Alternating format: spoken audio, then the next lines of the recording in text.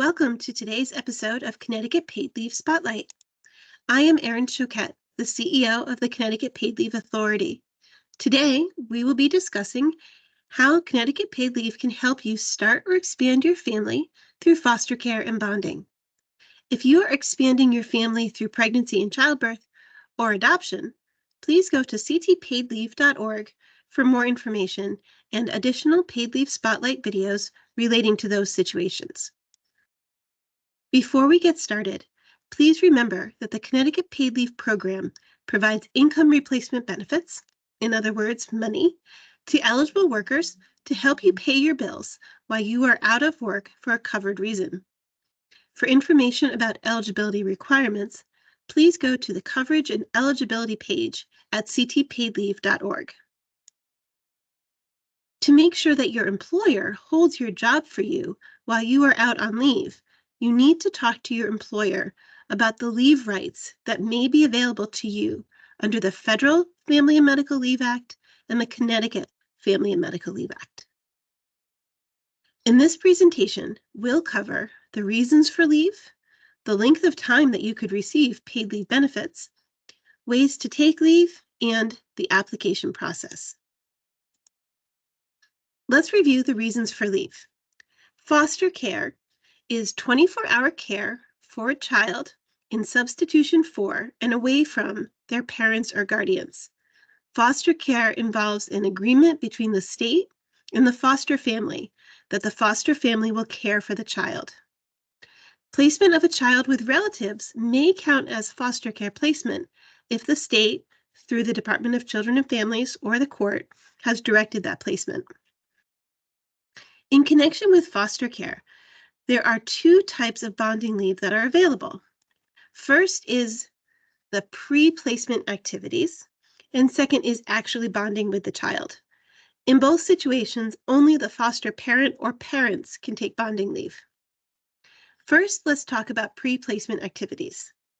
Employees may take FMLA leave and receive Connecticut Paid Leave benefits before the actual placement of a child with the family if the absence from work is required for the placement to proceed. For example, you may be required to attend counseling sessions, appear in court, consult with an attorney, or travel to another location to complete the foster care placement.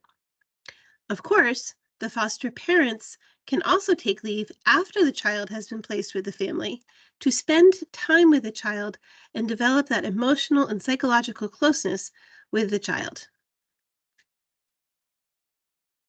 Now let's talk about how long you may be able to receive Connecticut Paid Leave benefits.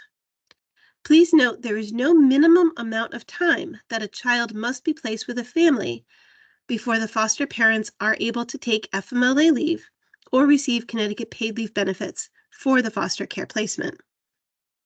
The general rule is that you may be eligible for up to 12 weeks of paid leave benefits in a 12-month period. The amount of time may be less than 12 weeks, for example, if the placement is short, but it cannot be greater. Bonding leave does not have to be taken immediately. The rule is that the bonding leave must be completed within the 12-month period beginning on the date of the child's placement. Just a note, if you and your spouse work for the same employer, your employer may have a policy that requires the two of you to divide any time categorized as bonding between you. The Connecticut Paid Leave Program doesn't require you to share the benefits that we provide, but federal and Connecticut FMLA allow the employer to adopt a policy requiring parents to share bonding time. So something to check out. Now let's talk about the different ways you can take your leave. In connection with pre-placement activities, you can decide how to take your leave, whether it is on a block leave, which is a continuous absence for a single reason, say 3 weeks or 6 weeks, or intermittent leave, which is leave taken in short increments of time as needed, or reduced schedule leave, which is exactly what it sounds like. You are working fewer hours per day or fewer days per week. With bonding leave, in the sense of actually bonding with the child, You have to talk with your employer and get your employer's approval to take leave on an intermittent or reduced schedule basis. But you can always take bonding leave on a block basis. Before you apply for benefits, we recommend that you visit ctpaidleave.org. Select claims and then navigate the tabs to help guide you through the application process. You can file online through the CT Paid Leave website, or you can call our third-party administrator directly. Information on how to contact them can be found on the How to Apply page. Thank you very much for your time. For more information, please visit the website at ctpaidleave.org.